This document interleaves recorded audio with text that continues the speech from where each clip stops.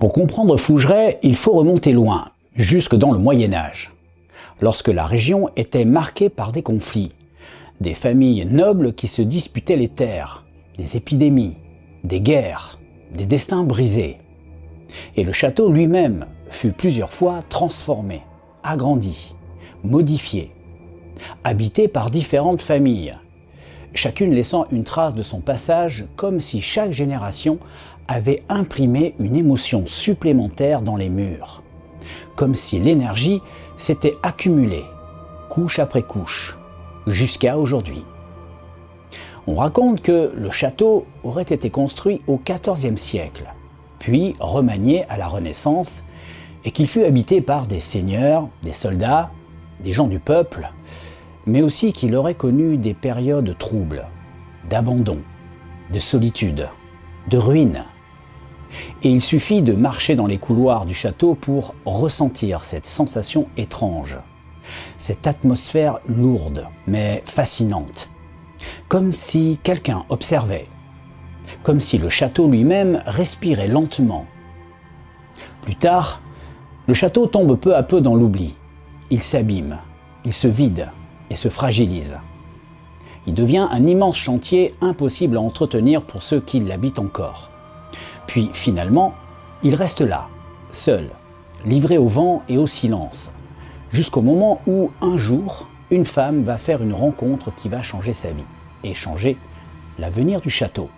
Cette femme, c'est Véronique Geoffroy, une personne que le public va parfois critiquer sans la connaître réellement, mais qui a pourtant consacré sa vie entière à sauver un monument historique qui aurait pu disparaître et qui, sans elle, ne serait probablement plus qu'un amas de ruines abandonnées. Lorsque Véronique achète le château avec son mari, elle n'a absolument aucune idée que Fougeray va devenir un point central du paranormal en France. Elle ne cherche pas le sensationnel, elle ne cherche pas la médiatisation. Elle veut simplement rénover, restaurer, sauver les murs, protéger un patrimoine français et tenter de redonner vie à un lieu sur le point de s'effondrer. Mais immédiatement, elle va vivre des phénomènes absolument inexplicables. Dès les premières nuits, dès les premiers travaux, comme si Fougeray refusait de rester silencieux, comme si le château voulait parler. Véronique raconte avoir vu des silhouettes, entendu des voix, vécu des manifestations très intenses.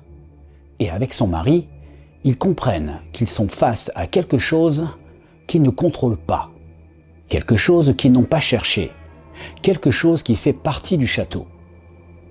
C'est cette expérience personnelle, intime et bouleversante qui va amener Véronique à ouvrir les portes aux personnes sensibles au paranormal, aux chercheurs, aux explorateurs, et finalement aux médiums et enquêteurs, comme moi. Et ce qu'ils vont vivre va confirmer que Fougeray n'est pas un château comme les autres. Au fil des années, le lieu devient un véritable laboratoire du paranormal. Des milliers de témoignages s'accumulent, des visiteurs racontent avoir été touchés, poussés, certains affirment avoir été griffés, d'autres disent avoir entendu des pleurs, des voix d'enfants, des grognements. Certains voient des ombres au détour d'un couloir, d'autres prennent des photos et y découvrent des visages, des formes, des silhouettes. Mais aussi, beaucoup ne voient rien, mais ressentent quelque chose, une oppression, un malaise, une présence, comme si quelqu'un vous suivait, comme si à n'importe quel moment, quelque chose pouvait se produire. Des youtubeurs de toute la France viennent enquêter. Certains sont sceptiques, d'autres plutôt terrifiés. Beaucoup repartent bouleversés. Des médiums pleurent, d'autres tombent malades. Certains refusent de retourner dans certaines pièces. On parle d'un enfant décédé, d'un esprit agressif nommé Félix, de silhouettes féminines, d'une dame blanche au regard triste, d'un homme imposant dans les escaliers. Et lorsque l'on passe plus d'une nuit à Fougeray, on comprend que, vraie ou fausse légende, réalité ou pas, peu importe. Parce que ce que l'on ressent sur place, personne ne peut l'inventer. Et pourtant, malgré l'évidence pour beaucoup, malgré la quantité incroyable de témoignages, les critiques vont apparaître. Des personnes vont affirmer que tout cela n'est qu'un business, que Véronique entretient volontairement une ambiance paranormale pour attirer les visiteurs, pour gagner de l'argent. Et c'est là qu'il faut remettre les choses en perspective. Parce que rénover un château comme celui-ci coûte une fortune. Chaque mur, chaque toit, chaque escalier représente des dizaines de milliers d'euros de travaux. Et sans revenus, Fougeray n'existerait plus. Il serait vendu, abandonné, détruit ou simplement fermé au public. Et ceux qui critiquent ne réalisent pas qu'on ne sauve pas un château avec de la magie. Il faut payer l'électricité, les toitures, les fuites, les parquets, les assurances, la sécurité et surtout les rénovations permanentes. Parce qu'un château vivant est un château qui coûte cher, très cher. Alors oui, Véronique propose des enquêtes. Oui, elle propose des nuits paranormales. Oui, elle accueille des visiteurs passionnés. Mais c'est justement parce qu'elle a vécu des phénomènes qu'elle en parle. Ce n'est pas une invention marketing. Ce n'est pas un business inventé. C'est une conséquence directe de ce qu'elle a vécu. Et c'est aussi une manière de permettre au château d'exister encore aujourd'hui. Beaucoup ignorent que, pendant longtemps, Véronique et son mari ont financé les travaux de leur poche, qu'ils ont tout donné. Ils ont sacrifié leur temps, leur argent, parfois même leur santé. Et personne n'a idée du poids psychologique que représente ce genre de vie. Personne ne sait combien de nuits ils ont passé seuls, dans le noir, lorsqu'au début il n'y avait pas d'électricité. Personne ne sait les peurs qu'ils ont vécues, les bruits, les pleurs, les voix, les phénomènes inexplicables qui se produisaient alors qu'ils n'avaient aucune caméra, aucun témoin et aucune envie d'en faire un phénomène public. Beaucoup de youtubeurs célèbres s'y sont rendus. Certains avec beaucoup de respect, d'autres avec plus de sensationnalisme, mais tous en ressortent avec une impression étrange. Comme si Fougeray avait imprimé quelque chose en eux. Et parmi eux, j'en fais partie. Lorsque je suis allé au château de Fougeray, je ne m'attendais pas à vivre quelque chose d'aussi intense. J'ai visité beaucoup d'endroits.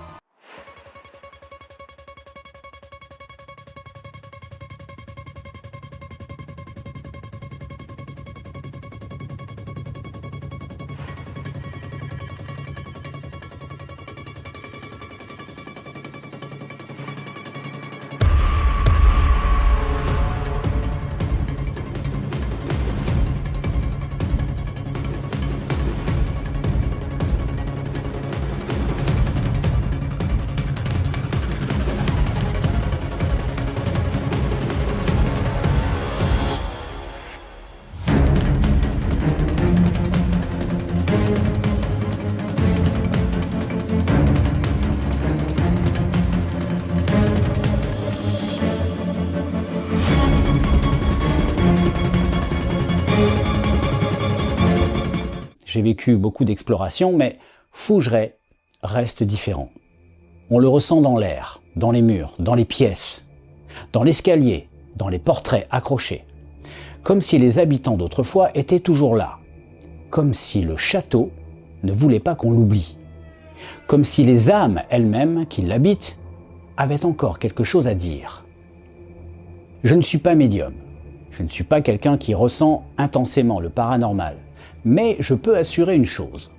Fougeray ne ressemble à aucun autre lieu que j'ai exploré. Ce château a une âme, une énergie unique. Alors oui, il y a des polémiques. Oui, certains pensent que tout cela est exagéré, que les histoires sont grossies pour attirer du monde.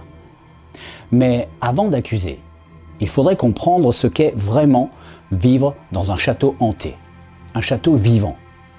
Un château chargé d'histoires tragiques. S'il existait un moyen d'entretenir Fougeray sans accueillir de visiteurs, croyez-moi, je pense que Véronique le ferait. Mais ce moyen n'existe pas. Et si elle ne faisait rien, si elle n'organisait pas ces nuits paranormales, eh ben, Fougeray serait aujourd'hui fermé, vendu ou abandonné à jamais. Sauver un château, ce n'est pas une affaire de business, c'est une affaire de survie. Une affaire de patrimoine, une affaire de passion. Véronique n'est pas une femme d'affaires qui cherche l'argent. C'est une femme qui aime profondément Fougeray, au point de sacrifier presque tout pour que ces murs continuent de tenir. Et lorsque l'on passe du temps avec elle et son mari, on comprend que le château est devenu une partie de leur vie, de leur identité, comme s'ils étaient devenus les gardiens de quelque chose qui les dépasse. On pourrait se demander pourquoi tant de phénomènes semblent concentrés ici. Pourquoi Fougeray et pas un autre château?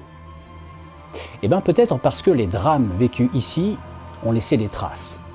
Peut-être parce que certains esprits refusent de partir. Peut-être parce que le lieu a quelque chose d'inachevé. Ou peut-être parce que le château lui-même est conscient. Et lorsque l'on s'enfonce dans les couloirs, que l'on s'arrête la nuit dans les escaliers, on comprend pourquoi certains parlent du lieu le plus hanté de France. Alors, est-ce que c'est vrai? Est-ce que c'est exagéré? Franchement, peu importe. Ce que l'on vit à Fougeray dépasse la rationalité. Rien n'est certain dans le paranormal, on le sait tous. Mais Fougeray fait partie de ces rares lieux où l'on peut envisager toutes les possibilités sans paraître pour un fou. Certains repartent sans avoir rien vu, et pourtant en ayant ressenti des choses. D'autres vivent des expériences profondes et bouleversantes. Certains refusent même de rester une nuit tout entière. C'est ça Fougeray, une expérience unique, authentique, sincère, et parfois même dérangeante. Et si la France possède un patrimoine exceptionnel, si elle possède des châteaux magnifiques, eh bien Fougeray est bien plus qu'un monument.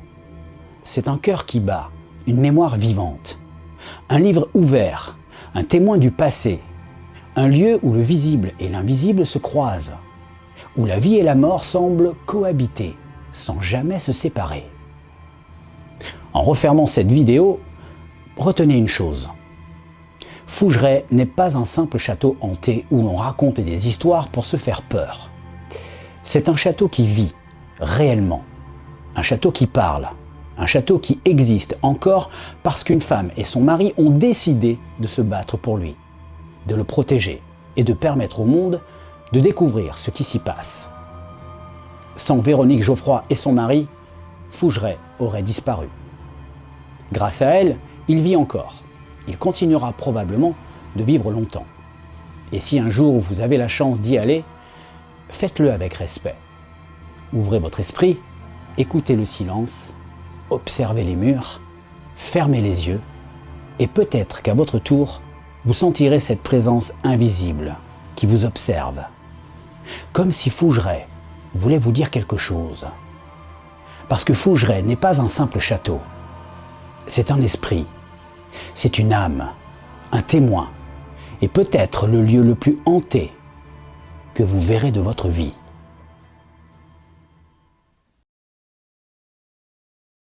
Alors j'espère que ce sujet sur Fougeray vous aura plu. N'hésitez pas à me dire dans les commentaires si vous êtes déjà allé à Fougeray et ce que vous en avez pensé. Je voudrais vous faire part d'une petite vidéo que m'a envoyée Indiana Fraise. Vous le savez, en ce moment il est au Japon avec Johan, mon ami Johan qui est photographe. Et ils ont passé la nuit dans la forêt d'Aokigahara. Et il m'a envoyé une petite vidéo qui est en rapport avec notre séjour qu'on avait fait il y a 8 mois de ça. Et vous vous rappelez qu'on avait trouvé un corps sans vie sur place depuis que je savais que Nico allait retourner là-bas. Donc du coup, il avait prévu de faire quelque chose en notre nom à tous les trois, Hélène, lui et moi, à l'attention de ce pauvre garçon qu'on avait trouvé. Je vous laisse regarder. Voilà, un petit encens, je viens de faire un petit rituel. On est tout près de là où on a découvert la personne décédée. Et j'ai fait un petit rituel pour en souvenir, quoi. C'est très intense d'être de retour ici. Je suis exactement à l'endroit où on a bivouaqué. On était juste à côté là, et Hélène, t'avais ta tante vraiment tout proche là. Johan est parti voir s'il voyait le mec, mais bon, moi je suis pas allé, j'ai pas envie. Et en plus je lui dis, il y a très peu de chances que tu retrouves quelque chose. Il a été sûrement enlevé, ou puis en plus c'était compliqué de le retrouver. Voilà, je pourrais vous envoyer ce message sûrement que demain à mon retour, puisqu'il y a quasiment plus de réseau. C'était important de le faire, et je le dis dans la vidéo, je l'ai fait en votre nom aussi. Voilà. Donc voilà, ça permet quelque part de boucler la boucle et d'en finir un peu avec cette histoire. On sait que maintenant, la personne peut reposer en paix du fait que le corps a été ramassé. Johan est allé voir et le corps a effectivement été enlevé, ainsi que toutes les affaires. Donc ça veut dire que les autorités ont pu ramasser le corps et inhumer la personne en bonne et due forme. Donc comme ça, on pense qu'il va pouvoir reposer en paix. Et il y a une autre image que je voulais vous montrer, c'est Johan qui me l'a envoyé. Il a trouvé ça dans la forêt, et c'est une sorte de bouteille, une sorte d'hommage qui a été déposé là certainement par un touriste. Et dans la bouteille, il y avait ce petit mot qui dit To my suicidal friends. En gros, un petit mot pour mes amis qui sont partis. Et à l'intérieur, il y avait un cigare. Et la bouteille avait été posée là, dans la forêt, à l'attention de toutes ces personnes qui sont parties. C'est pour vous dire que cette forêt, elle est très particulière. Et Johan m'a dit par message tout à l'heure que j'avais eu beau lui raconter ce qu'on voit dans cette forêt, ce qu'on ressent. Mais lui m'a dit, maintenant je comprends, parce que cette forêt, il faut la vivre, il faut la ressentir physiquement. Parce que les mots ne sont pas suffisants pour dire ce qu'on ressent quand on se trouve dans cette forêt. Et si un jour vous avez l'occasion, et je vous le souhaite, d'aller au Japon, eh bien je vous conseille vraiment de passer par cette forêt, ne serait-ce que pour avoir une pensée pour tous les gens qui y sont restés, et pour l'atmosphère qui est juste incroyable. Voilà, c'est tout pour cet aparté. Je passe maintenant à la FAQ. Question numéro 1. C'est quoi le truc le plus bizarre que tu fais quand personne te regarde? Je crois que j'avais déjà répondu à cette question. Et le truc le plus bizarre que je fais, je crois que c'est de jouer de la guitare tout nu dans mon appart. Je le fais pas souvent, je vous rassure, mais ça m'est arrivé 1 ou 2 fois. Et c'est le truc le plus bizarre. Tu crois que tu serais qui dans un film d'horreur? Le survivant, la victime ou le fantôme? Oh bah, le survivant, tant qu'à faire. Quel est ton plus gros moment de malaise dans ta vie? Mais il y en a plein. Mon plus gros moment de malaise. Bah, là, j'en ai vécu un il y a 2 jours. Vous savez, ce moment où vous arrivez à la caisse du supermarché avec le caddie plein et votre carte passe pas. Alors que vous savez que vous avez de l'argent sur le compte. Et du coup, elle passait pas. Et là, je me suis dit, putain, c'est pas possible. Je vais quand même pas laisser mon caddie là et dire, je reviendrai payer. Et du coup, il y avait une saleté sur ma puce. En fait, ça a bloqué le paiement. Et puis, voilà, après, il est passé au 2e coup. Mais sur le moment, vous avez une montée de stress. Vous vous dites, oh non, c'est pas vrai. Ça nous est à tous arrivé. Qu'est-ce que tu détestes chez toi, mais que les autres adorent? Qu'est-ce que je déteste chez moi que les autres adorent? Ben rien. Non, c'est pas prétentieux ce que je dis. Ce que je dis, c'est que je déteste rien de chez moi. Il y a des choses que j'aime pas. Mais des choses que j'aime pas et que les autres adorent, franchement, je sais pas. Franchement, rien. Tu dors de quel côté? Gauche, droit, sur le ventre, en étoile de mer? Non, je dors sur le dos. Et il peut m'arriver parfois de prendre des positions bizarres. Je m'explique. Il y a une de mes ex-ex-ex, un jour s'est réveillée en pleine nuit, elle m'a regardé et elle a cru que j'étais mort. Parce que je m'étais endormi sur le dos, comme ça. Imaginez le truc. Elle m'a vu tout raide, comme ça, à pas bouger. Elle m'appelait, je me réveillais pas. Elle a dû me secouer pour me réveiller. Et ouais, parce qu'en fait, je bouge pas beaucoup pendant la nuit. Et il peut m'arriver très souvent de m'endormir sur le dos dans une position et de me réveiller le lendemain dans la même position. Donc du coup, ouais. Puis surtout comme ça, c'est un peu chelou quand même. J'ai peut-être été vampire dans une vie antérieure, allez savoir. Si ton ex écrivait un livre sur toi, le titre serait quoi? Bon, peut-être un mec super gentil. Quoi? Ben ouais, je suis un mec gentil. Moi, j'ai pas honte de le dire. Voilà, c'est pas de la prétention, c'est que je pense que je suis un mec gentil. Ton pire date de ta vie? Mon pire date? Ah ben j'en aurais 2 à vous dire. C'est un peu les mêmes situations. Premier, c'est une fille qui me ramène chez elle, et puis tout se passe bien, on va dans sa chambre, on s'embrasse, blablabla. Et à ce moment-là, elle me regarde dans les yeux et elle me dit « Baise-moi ». Je vous jure, elle me l'a dit comme ça. Et là, alors moi je suis redescendu de 15 étages là. Je fais quoi? Et j'avoue que... Alors après, je comprends qu'il y ait des gens qui aiment bien ce genre de grossièreté dans l'intimité. Mais alors moi non. Moi, ça m'a... voilà. Je peux pas le dire autrement, hein, voilà. Puis du coup, j'étais obligé de lui dire, bon bah écoute, ça va pas le faire. Au revoir. Ouais, je suis parti.